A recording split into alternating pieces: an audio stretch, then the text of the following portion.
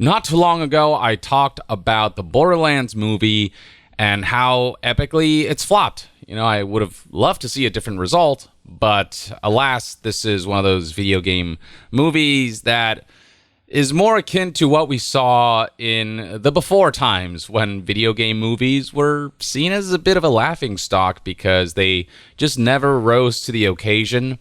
Whereas now in this day and age, we're seeing just really good stuff from video game adaptations, but Borderlands, the movie, just unfortunately isn't in that category. And people already had a bad feeling with aspects of the casting and the narrative changes that they were making and the like. And the end result was that when it first launched, the Borderlands movie debuted with a 0% on Rotten Tomatoes. That number has since gone up to 10% from 140 reviews, but that's nothing to write home about.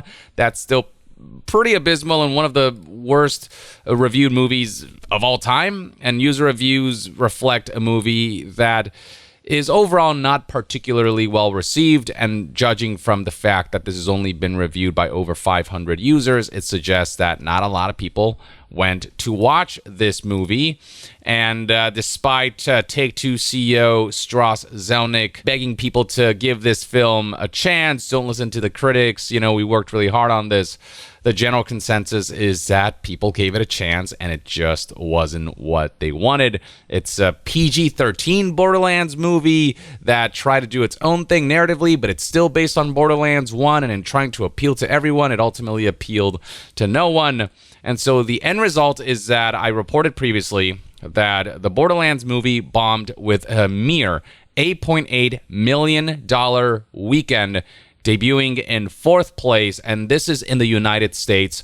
Now, the report here did say that reportedly 60% of its production costs were covered by international ticket pre-sales, which might have potentially suggested that international sales might be better and maybe enough to break even or something. And to break even, we have to consider that this movie had a budget of $115 million, and on top of that, a $30 million budget for marketing and distribution. But now we know more exact figures, and folks, it is much worse than I ever anticipated. So $8.8 million in the US, but overseas, it somehow did worse. The overseas box office numbers, according to this report from Variety, is a mere $7.7 million. And so if you add up overseas box office numbers with US box office numbers, as of the reporting of this particular article, the global total is just an embarrassing $16.5 million. And this article addresses the whole 60% of production costs being covered by pre-sales of international tickets. Although nearly 60% of production costs for Borderlands were covered by international pre-sales, according to studio sources, it's still a disastrous result for the film, and one that was far behind already low pre-release expectations. Borderlands carries a production budget of roughly $150 million, as well as marketing and distribution costs of $30 million. So $16.5 million isn't even 10% of what is essentially, combining these two numbers, a total of roughly $145 million. This isn't just like a flop. This is a catastrophic release that will cost the studio hundreds of millions of dollars. This is a guarantee that another Borderlands movie will never be made again because of the financial risk that is involved for companies whose primary goal is to make a boatload of money and to see an IP grow, so that there's confidence that when they give this IP a second chance with another movie, they'll see financial growth. That is clearly just not something that's going to happen unless there's a drastic overhaul and a drastic change in creative direction with the next Borderlands movie. If that ever gets a chance, though, this disastrous result will kill all hopes of something like that happening.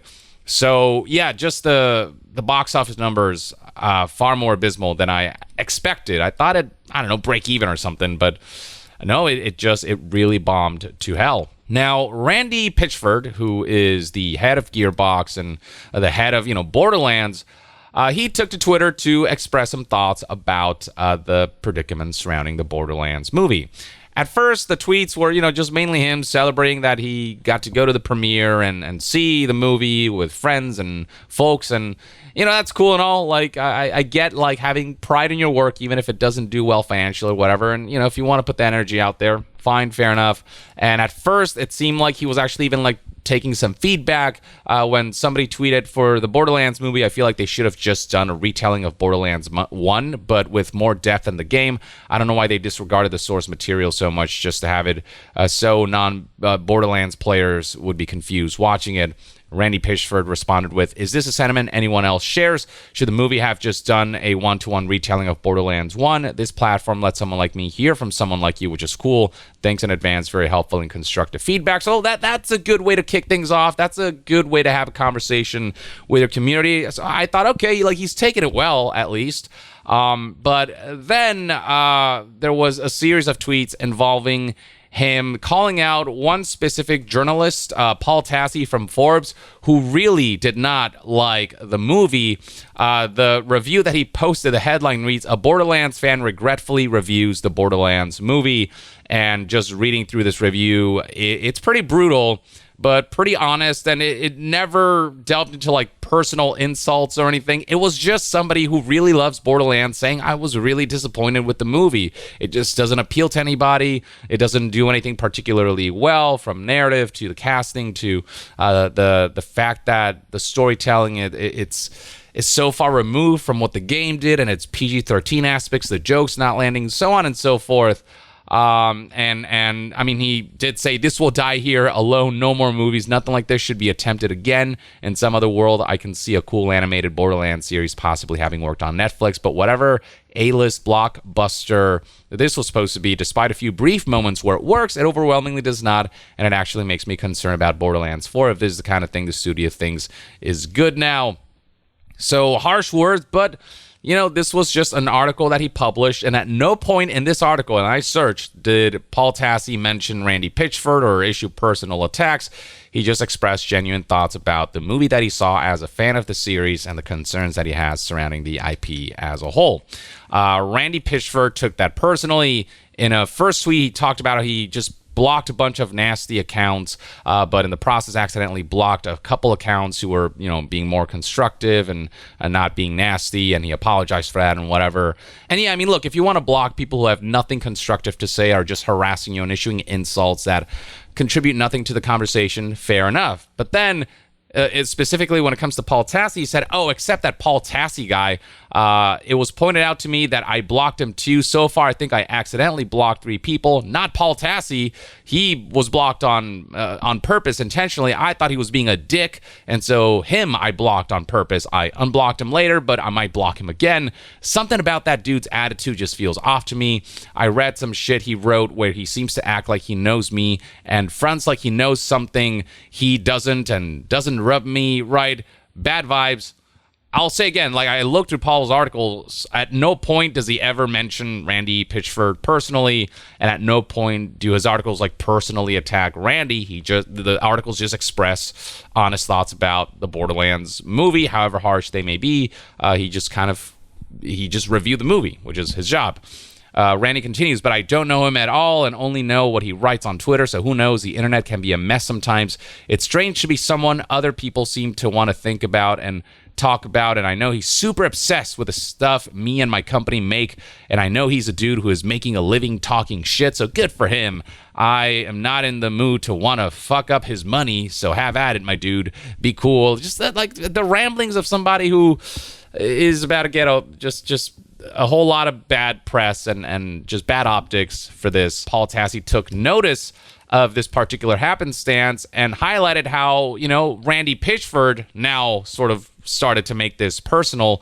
And so Paul Tassi retorted with, yes, tagging me and insulting me with an entire paragraph broadcast to 690,000 people, referring to Randy's follower numbers, is extremely normal behavior and does not at all reinforce anything I said.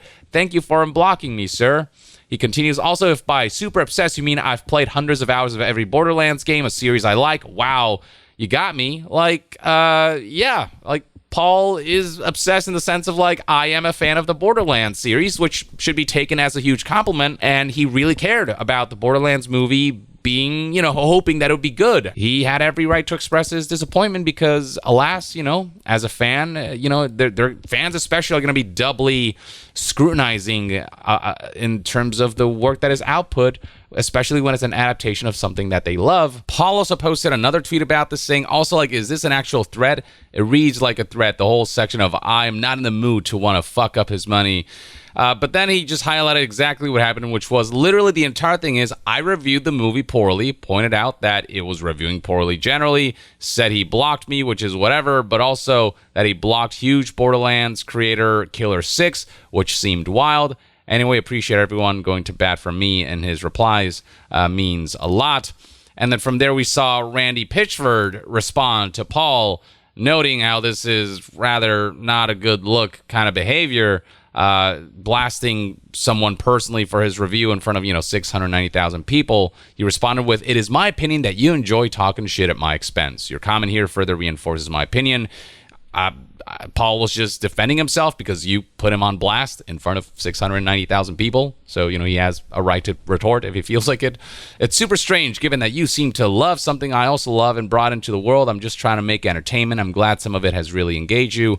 I'm sorry everything we do doesn't hit you. I get you're doing your gig, but why be a jerk about it? And then this reply didn't go down well. I mean, the ratio of 38 replies versus 5 likes and the kinds of things people are saying in response, dude, this is not a good look. Again, there was nothing personally directed at Randy Pitchford. Paul is just someone who's passionate about the franchise, and with that same passion means that when something disappoints to the degree that the Borderlands movie did, he will express opinions about that, and that's within his right to do so. And he also just was reporting that, the Borderlands movie just earned very little money, $9.3 million globally so far, and then later, 16 point whatever million dollars. That those are just facts. Those are just the numbers that are out there based on the performance of the movie. That's not a personal attack. That's just literally unrefutable facts. The movie's bombing. That's not a matter of subjective opinion about the artistry of the movie or whatever. That's just what happened. And so Randy has to be able to just accept that that's what happened. And, if there's a chance to make another Borderlands movie in the future, then hopefully feedback will be taken appropriately, and they will make a movie that appeals to who that kind of movie should appeal to, the Borderlands fans, and really double down on the Borderlands identity. Don't PG-13-fy it. Don't remove yourself from the story too much. Really honor the source material, because people fell in love with the source material, and a big screen adaptation should really stick to the source material. Or do the other approach of craft your own unique story for the movie while capturing the vibe of Borderlands. That's what Fallout did. It is canonical, and it takes place after all the games.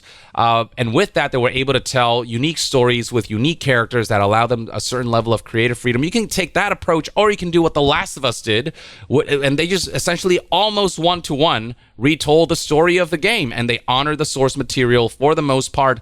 And in some areas, I think they even improved aspects of what the original game did. What they did with Bill and the expansion to that story, I think it really worked, among other things. So I don't know. That's just kind of my personal breakdown of why I believe things played out the way they did, and why Randy Pitchford isn't helping by, calling out one journalist who decided to be very blunt as someone who played the Borderlands games, was a fan, and just was not impressed by the movie, and certainly isn't impressed by its factual bombing that. Again, that's just what happened. Its financial results are just really terrible, and that's something worth evaluating and learning from. So that's kind of everything you need to know about the latest running the Borderlands movie. It's probably the last I'll talk about it, and probably we won't hear about it ever again, really, given that it's kind of fallen off into irrelevancy, and we'll likely see an unceremonious end. Unfortunately, I would have loved for the Borderlands movie to be the thing that fans wanted, and for it to have launched to great success. But alas, you can't make all of them major successes. But I am curious to see what future video game adaptations will be made, and I think the ones that are done right are done so well that I kind of look forward to them, and hopefully if the quality stays at that level for some of the more beloved IPs, hopefully we can look forward to more. But that's one man's take. Let me know in the comments below what your thoughts and opinions are on everything surrounding the Borderlands movie. And to be further updated on all things gaming news, reviews, and discussions, stay tuned right here on Young Yeah. I'll see you guys next time. Young out.